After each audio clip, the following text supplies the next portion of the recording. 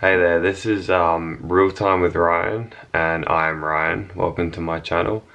I basically talk about spiritual stuff, psychology, philosophy, and self-help advice and tips and stuff like that. So today's video is going to be about the importance of having a spiritual practice when you work with people.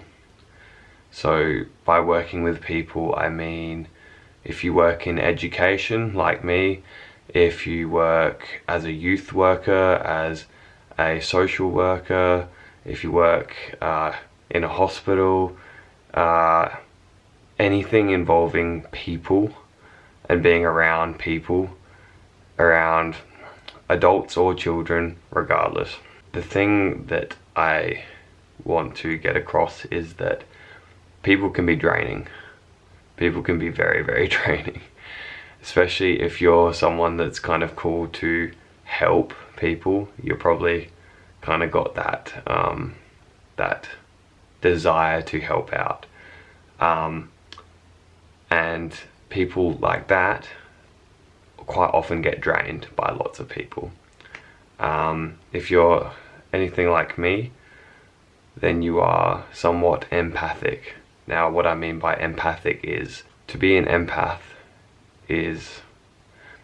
that's a whole nother video. I'll talk about what an empath is, but basically if you're an empath, you take on the energy of other people, and you can feel very, very drained and very, very heavy by the end of the day, because basically on some level people will flock to you. They might not know consciously, but it's like moths to a flame. Like, the best way I can really put it.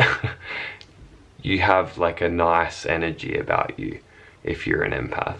Empaths tend to have a nice energy. People enjoy being around you, and so people can constantly be grabbing your attention, and if you're looking at everyone and listening to everyone, then you can quite easily be drained.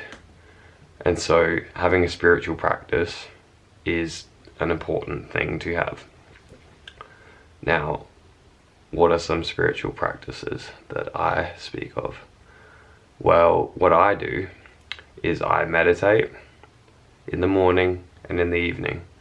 You don't have to twice a day, but to meditate at least once a day, to practice meditation. There are so many types of meditation. They're not always just sitting in silence. There are walking meditations, there are visual meditations, there are listening meditations.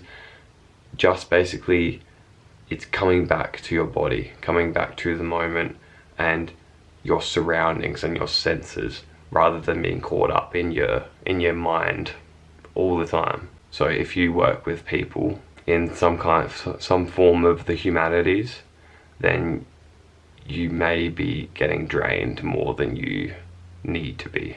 Another practice is yoga. Yoga is awesome for coming back to your body, stretching out your limbs. It feels amazing.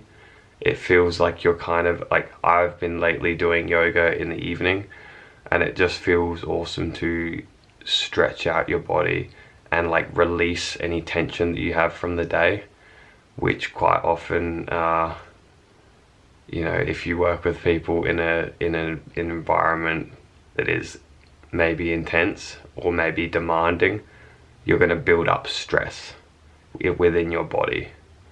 And so yoga is an excellent way to release that tension. This one is kind of like good for your body, but also on a more spiritual sense, it's good for your energy, your energetic field. So another thing I do is I take salt baths. And what salt baths are good at doing is clearing your field. So when you are around a lot of people, we're constantly bombarded with stimuli, with energy, with other people, with just whole lots of stuff. Yeah, no matter where you are, no matter what kind of job you work in. Me personally, I am bombarded to the max because I work in a school for autism, and so it can be a very intense environment. And so leaving my work, sometimes I feel heavy, not just in my body but everything, you know, my whole field of what I am feels heavy.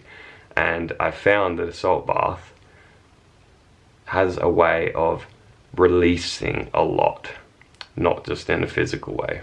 I'll speak more about what an energetic field is and what an aura is for those who are like, I don't know if I believe in that kind of shit. Well, I'll explain in a way that might make it more practical and easy to understand what I mean. Another very important tip is to get out into nature. Just going for a walk, getting fresh air, being around trees, bushes, sounds of birds, just basically any patch of nature you can find where you live. Retreat into nature. It's the best thing for you. Sometimes when I get home from work, I'm like, I'm so tired, I don't want to do anything. But when I push myself to just go for a walk, it is just like so alleviating, you know. So that's another super helpful tip. Get out into nature. Lastly, drink a lot of water. Like literally just drink lots and lots and lots of water. Flush your whole system. For now, I just wanted to make a very short video explaining a few methods that you can take if you work with people and if you find yourself constantly drained. There are ways around it. There are ways to strengthen yourself. There are ways to avoid being drained by everyone around you, because if you can avoid that, you can do your best work and you can take care of yourself in the process. Alright, thank you for watching. Have a good day.